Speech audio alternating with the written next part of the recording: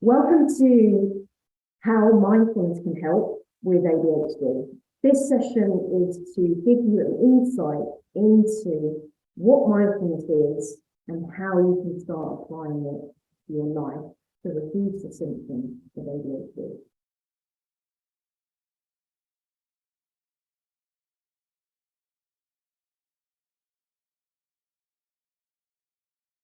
Okay, just to introduce myself, my name is Sue Hart. I'm the founder of Celebrating ADHD. I was diagnosed with ADHD just over 3 years ago.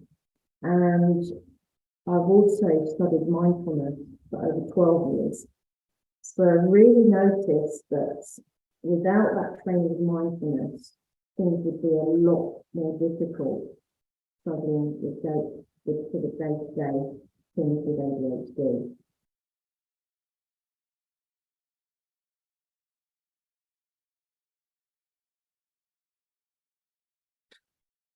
So I'd like to share with you how mindfulness can actually help. So what we're going to cover is an holistic approach to treating ADHD. What is mindfulness? Why is it essential? And how we can harness ADHD as a superpower. Because one of the things with ADHD is our curiosity. And curiosity is a great skill to have for mindfulness, because it's about being curious of what the mind is up to. And then I'm going to ask you to do the work.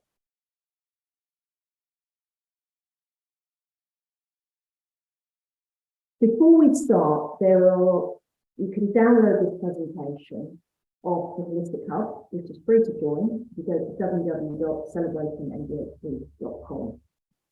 Everything is on there. There's templates to improve mindfulness as a skill, and there's also access to a mindfulness foundation course that you can do to learn more about mindfulness.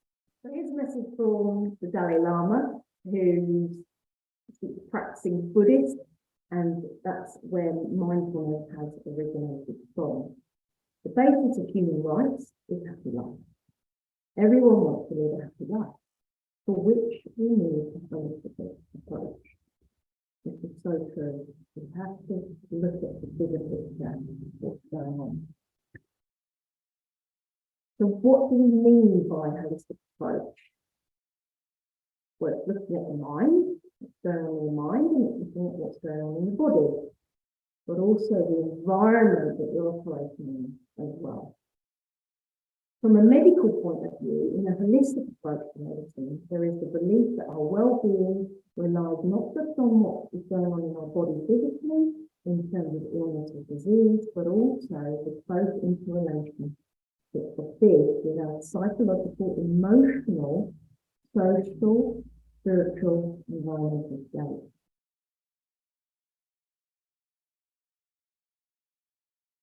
It's a fantastic definition. Unfortunately, the medical system, especially within the UK, doesn't seem to have that holistic approach yet. There's a much more drive towards it now. We're starting to accept complementary therapies.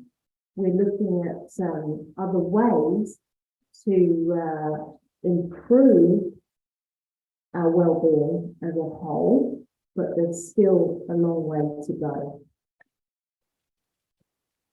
So just for those that are new to ADHD, what is it? It is a neurological disorder, and yes, it does exist.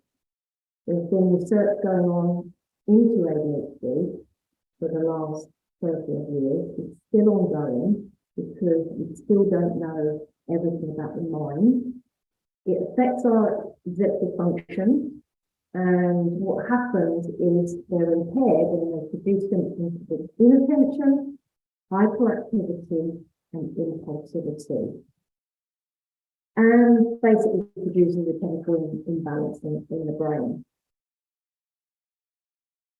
The medication doesn't work on its own.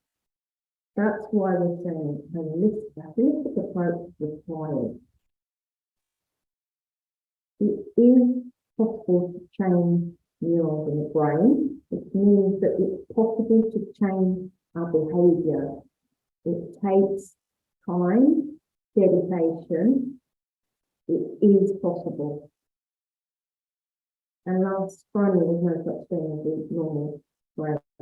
They call it neurotypical, but really we don't know exactly what that is.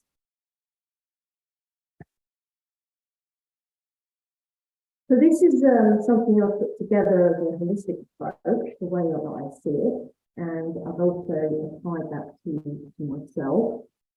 So what underpins everything is mindfulness. That is key, because without the awareness, we can't see what we need to change.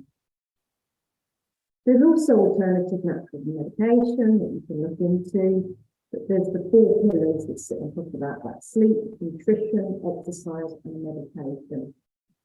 And then what sits on top, overarching, is the traditional medication. There's a place for it. Some people may not be able to go on it due to other things that go on in their body. There's therapy and there's coaching. And therapy, cognitive behavioural therapy, there's other new therapies that are being developed to really pin down that behaviour that you want to change. Coaching is essential, I would say, because without a coach, you're not accountable. And this is the key thing. What I've seen from my clients that I've coached is that because they're accountable, they take responsibility to do the work. And that is just invaluable in itself.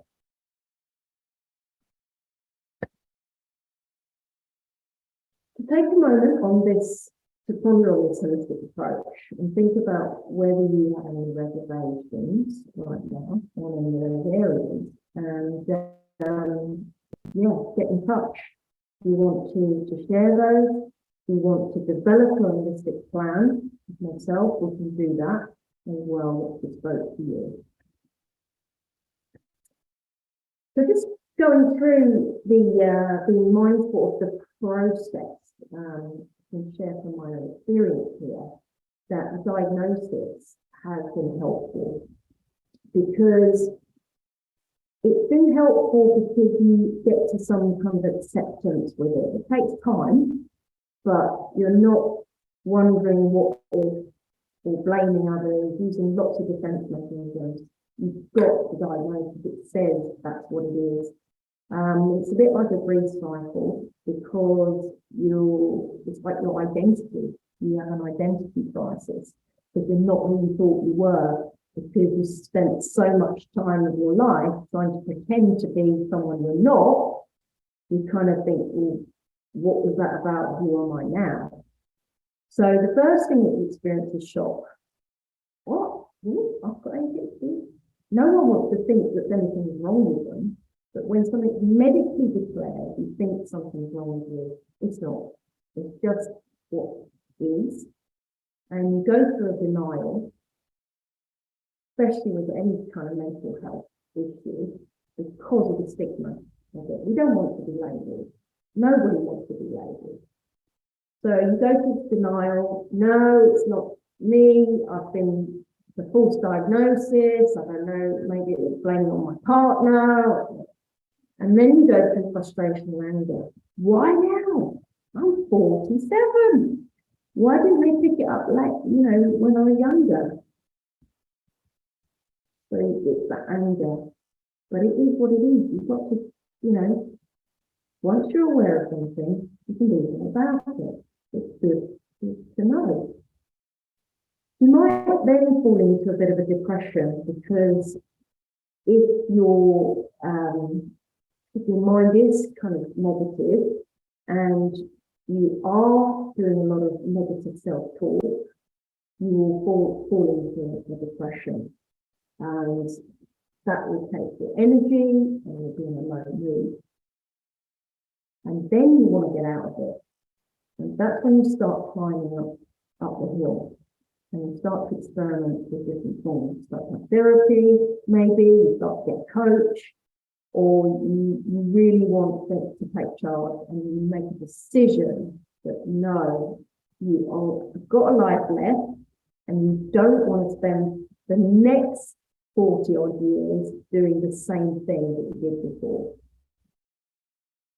And then what comes is integration. So it's about these changes are actually being integrated into your life, and you start to become a new individual, and you start to develop a new persona, that's maybe a lot more integral, so you're a lot more honest with yourself, and you're okay to mention it to people. Yeah, I have ADHD. What does it matter? You know, you're able to mention it, and that is one of the best things to say to others is admit, I have ADHD, it causes this, this, and this. And then you're able to detach from that label, okay, and not worry about what others think. And that's when you get to the acceptance, okay.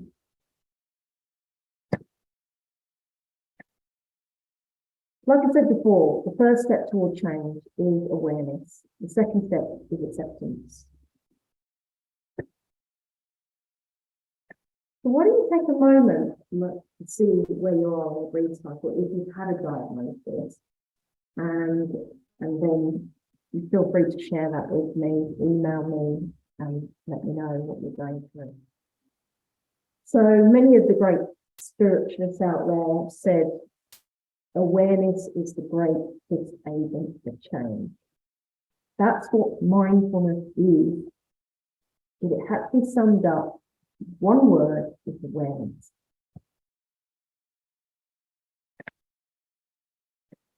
So let's introduce the concept of meditation, because this word is so misunderstood. So you see the image on the left, maybe sitting there in the lotus position, meditation. It's not the only way to meditate. There are many other ways to do meditation. And meditation is really a tool to develop the mindfulness skill. Mindfulness is the skill, meditation is the tool. So let's look at the facts. Okay, so meditation can reduce impulsivity. The reason it can do that is because you slow things down. You don't rush into those impulsive decisions. Over time, it will increase your focus and concentration through insight, because you'll see what you do. Let's say if it's emotional regulation, you'll see that anger is going to have consequences, and you won't do it because you can see the disadvantages of it. Just by doing 10 minutes a day will improve mindfulness. And you start small. It might be only just 5 minutes a day. Loving kindness is one of the interventions that's shown that it does change brain matter in the brain. There's been research onto it. So I do suggest that meditation. You do the online course. The first week, you'll be doing loving kindness meditation, so you can see for yourself what benefits it gives you. There's also been studies done on transcendental meditation, which has improved task performance and brain functioning. And also the MBES, mindfulness-based stress reduction course, which is recommended by GPs now. It's an 8-week course developed by John Kabat-Zinn, and that's been proven to help with anxiety.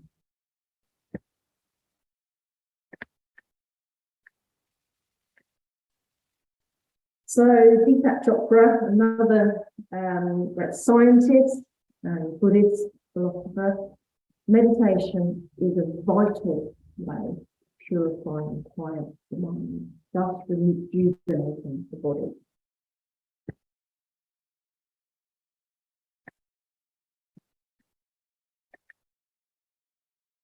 So here's some meditation tips. When you're meditating, use the same area, prepare an area somewhere quiet where you're not going to be disturbed,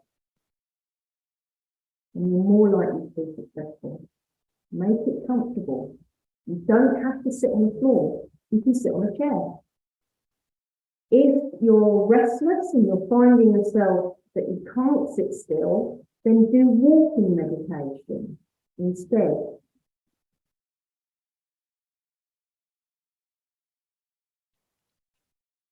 Understand that the thoughts will come. You can't stop the thoughts. They will come, but you don't need to react to them as much. You're not going to get rid of them, okay? You can start with the breath. The breath is constant, so you can breathe in and breathe out. Apply self-compassion to the practice, okay? It takes time to understand the nature of mind. If you can't do it the first time, just let go of that perfectionism, the perfectionist in you, and say, okay, I got distracted. That's what I'm here to do. I've understood that my mind is distracted. That's an insight in itself. And it doesn't mean that you're not doing it right. You're actually doing it right because you've seen that your mind is distracted. Learn mindfulness, the actual teaching behind it, because then you'll know why you're doing it. So many people don't understand the root of mindfulness, how the mindfulness teaching that the Buddha gave. If you understand that, it's going to help your practice. You can also, if you do have a lot of restlessness, you go to try some yoga techniques as well to really relax.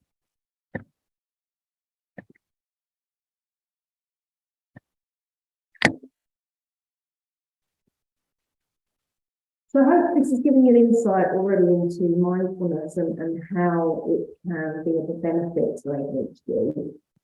What I really want to get across to you is harnessing ADHD as a superpower. That's why I called it Celebrating ADHD. Now, there are many, many superpowers that come with this. One of them is curiosity, and curiosity is key to develop a mindfulness skill. You've got to be curious about the mind. You can say, oh, why am I thinking that? Where's the root cause of that thought? Where does it come from? So there's many others superpowers as well. So creative thinking, hyperfocus, calm attitude during emergency, intuitiveness, and notice things that other people don't notice. We get things done. We have creative problem solving and out of the box thinking.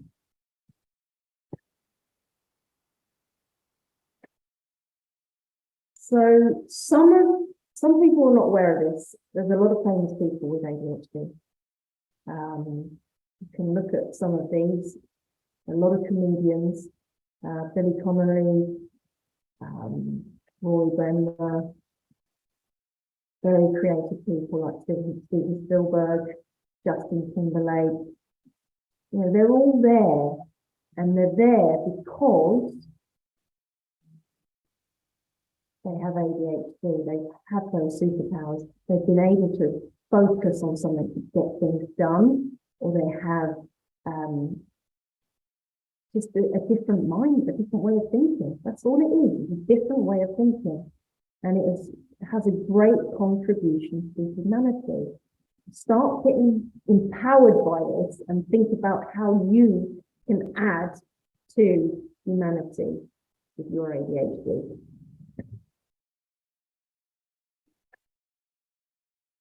So just to go over some of the other superpowers, we have courage, because we take risks.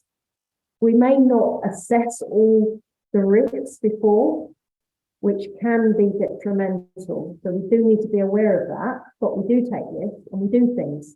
For example, I've travelled around the world on my own 3 times and without any fear. I did it. I loved it. It gave great benefits to me. The ability to see patterns where other people only see chaos. So we're very good at looking at a system and making it better. Exactly what we need.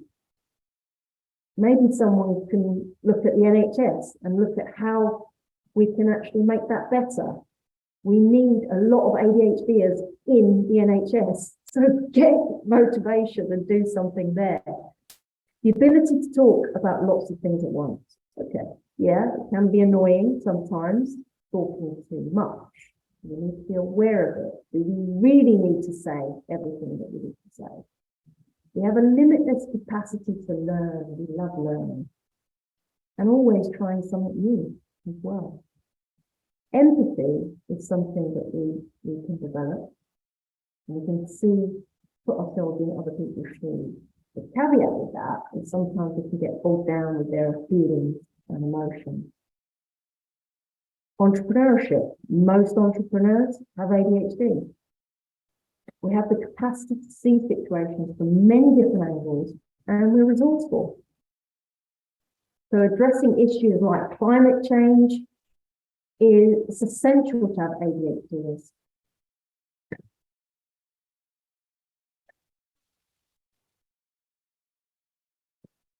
So I'd like to share this quote because it's really about being the celebrator.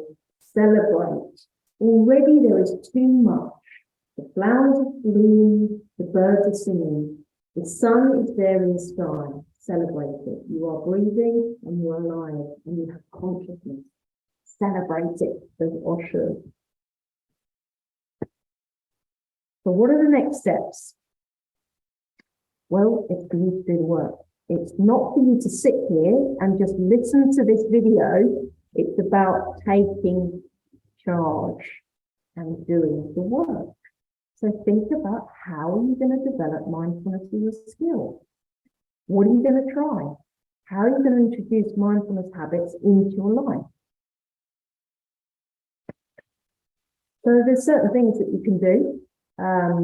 There's some ideas. You can join the Holistic Hub and download this presentation, so you've got it, and access other templates. You can write down your ADHD story, what you see it as now, and then work through the ADHD online course and rewrite your story around it. You can set your intention for what you want to by the end of the course and make it visual.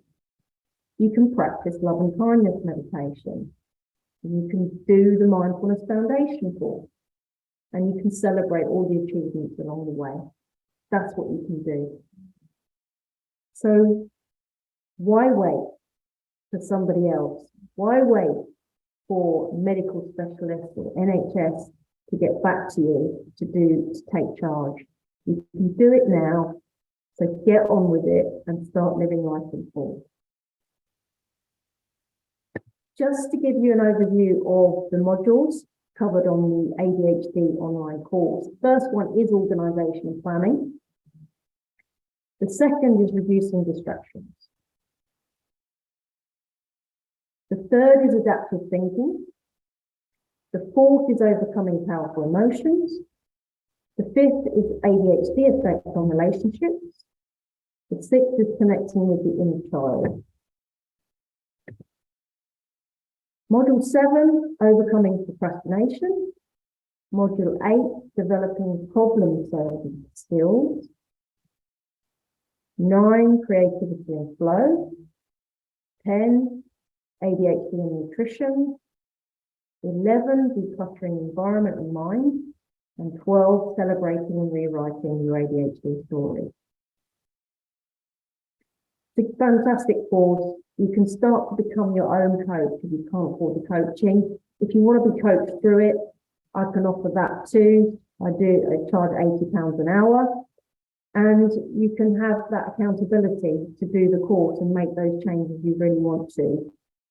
But the key thing is that you've got to want to do it. You've got to want to change things. So I wish you all the best, and really looking forward to seeing what contribution you can make to humanity. So remember, it's not about information, it's about transformation. Nobody is coming. You need to do the work. So in order to do the course, what's required from you? Commitment. Give it go. Throw your knapsack over the wall. Commit to the course. Integrity. So be integral with yourself. You say you're going to do, you do it. And if you can't do it, then restore integrity with yourself. And not beat yourself up about it. Willingness to do the work. You've got to put the work in. Otherwise, it's just going to be information. It won't be transformation. Be open to reflection and really understand how you deal with feedback. Because rejection is something that we find difficult as ADHDers. You've got to get to the root cause of that and desensitize yourself to rejection. Have compassion to yourself and others, and be in communication with your coach. If you decide to have a coach, be in communication. So here's one of the great quotes that I like from Deepak. Every time you're tempted to react in the same old way, ask if you want to be a prisoner of the past or a pioneer of the future.